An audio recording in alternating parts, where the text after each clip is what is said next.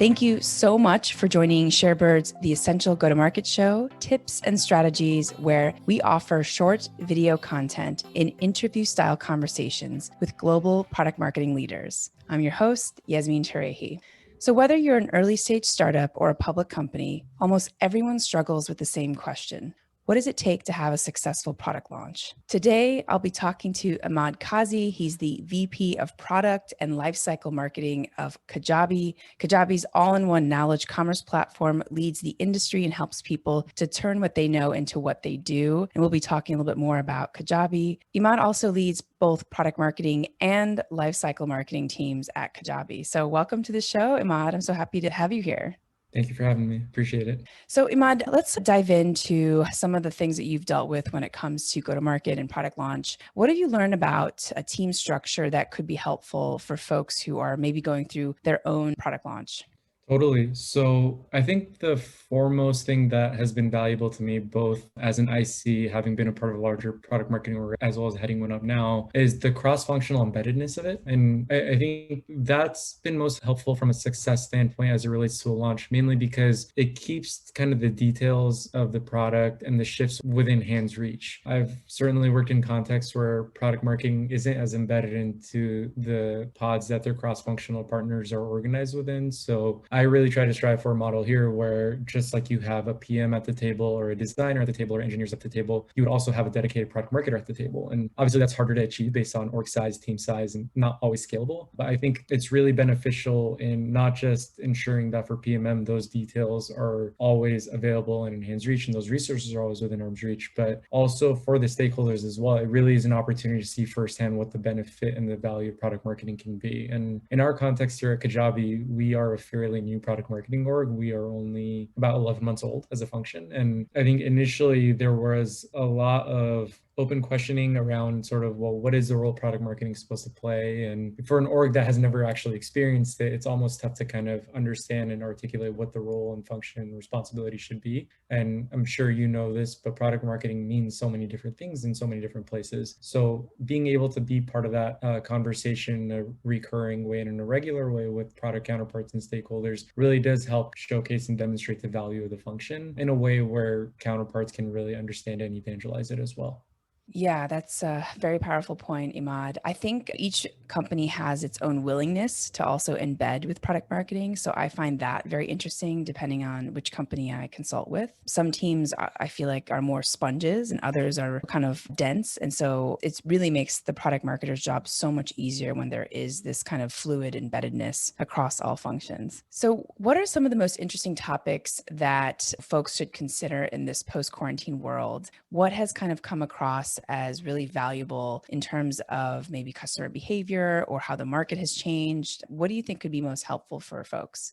Yeah, I think it's just that actually. It's really going back and understanding how the customer journey, mindset, and even personas have shifted. A lot of the initial shifts we saw, I don't know that we knew to be like sticky and that they would be the same a year from now. But I think like given especially for us, because we are kind of front and center in what we call the knowledge economy at Kajabi, we've seen significant behavior shifts in how much people are willing to take their knowledge and expertise and look to package it and monetize it online. We saw it in the form of folks who might be entrepreneurs in terms of being health and wellness coaches or fitness trainers look for ways to bring their business online. And all of a sudden, when you think about that persona, that existing physical business owner, all of a sudden online becomes a much more important part of their business stack. And when you consider the customer journey, we are now a part of the consideration set probably much more early on than we otherwise would have been. I think initially when we were seeing people come on from an existing physical business to Kajabi or another platform, we'd see that it was happening more so sequentially, and that once I had built up this like strong brick and mortar gym, let's call it, at that point is when I think about, okay, well, as my next revenue stream, should I consider going online? Whereas now I think we see that's much more of a forethought and much more front and center in the decision-making and the consideration set around how to be an entrepreneur in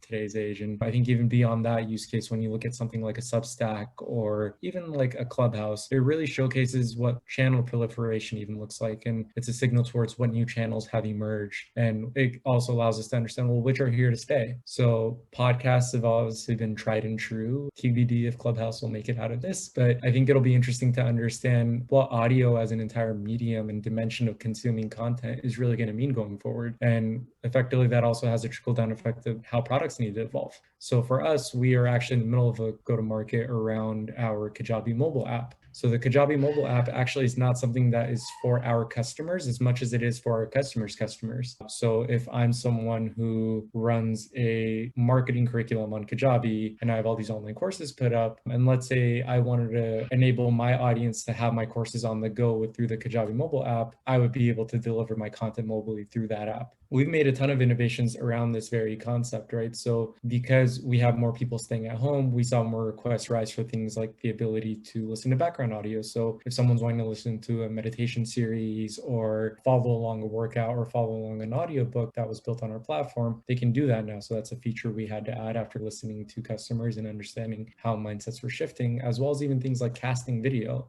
So we saw that because people are spending more time at home and they're able to do things like work out at home, now all of a sudden, instead of like watching on your tiny screen at whatever gym you're at, you could cast it to your TV and then follow along with whatever trainers workouts you're watching and kind of instruction you're following. So that's some of the things that I think really need to be considered for product marketers really in any industry, is just consider the customer journey, mindset, personas, think about how channels have evolved, which new ones have emerged, and then effectively like how does the mindset around the product that's being built need to change. All such good points, Emad. Thank you so much. What's your main takeaway on being a good product marketer that you want to tell and share with our audience? Sure. I think more than anything, it's try to be customer obsessed. And I think there's different vectors to that. So there's obviously like in smaller startups, especially, there's no need to look into the data. You just kind of go in, talk to customers, form consensus, and kind of go from there. But as an organization kind of scales and grows, there's the opportunity to really understand customers and obsess over them through their actions as well in the product. So I think the ability to be more so fingertippy with understanding product behavior, customer behavior really lends itself well to that. And just trying to understand how to form the most customer obsessed approach to your go-to-market from all vectors, whether that is through partnership with UX research or through consumer insights or understanding the customer journey, what behaviors they will put in place or won't put in place. Those are all areas where we can kind of look towards to really anchor ourselves in what our customer's journey actually is. And I think that's one of the benefits at Kajabi of being able to have both product marketing and lifecycle marketing side by side, is that we know that product market fit isn't really a milestone you hit as much as it is like a constant you have to maintain. So for us, past initial product launch or past initial customer acquisition, we're really thinking about, okay, post activation, post trial, how's product market fit really manifesting itself in the customer's life? And at what time is it the right time to talk about something like our email marketing toolkit versus going in and building a course? And we can go in really through understanding of how customers are consuming the product, make those decisions and build out and experiment our way to the most optimal customer journey where the customer is receiving the right message at the right time. Wonderful. Emad, this was really, really helpful. And I feel like I learned a lot from this even short conversation. So thank you so much for sharing that. And where can people find you if they want to learn more about you and your thoughts about product marketing? Yeah, just look me up on LinkedIn, Emad Kazi. Unfortunately, no Twitter, no Substack, nothing just yet, but LinkedIn's probably the most accessible way to find me. I'm also in the Sherbird community and happy to connect there. Awesome. Okay, great. You can stay tuned for upcoming shows with product marketing leaders from startups to public companies as they share some of their best tips and strategies on the go-to-market process. And send us a note, tag us, tell us what you learned. And for those of you who are looking for more material on go-to-market, you can check out my book, Product Marketing Debunked, and you can also check out my many articles on Medium. And if you're serious about go-to-market, I offer both a recorded and live go-to-market workshop. Details in the bio. Thanks again.